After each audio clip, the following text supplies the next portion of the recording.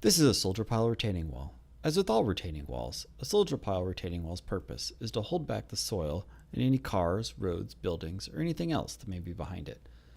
A soldier pile wall is special because it has lagging that goes between the piles, and then it also has the piles themselves.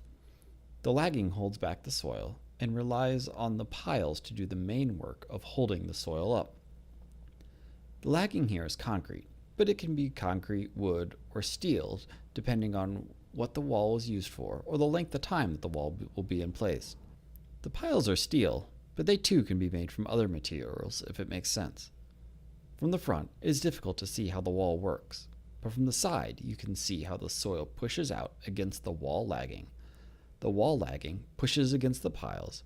This causes the wall to bend out slightly. The piles resist the moving outwards. They do this by pushing against the soil below the wall. This is the hidden part of the system. The piles extend below the wall much farther than the height of the wall. Typically, they extend about twice the height of the wall into the ground. This is what I see when I look at a soldier pile retaining wall. I see the soil pushing out against the wall and the deep piles working to keep the wall standing up.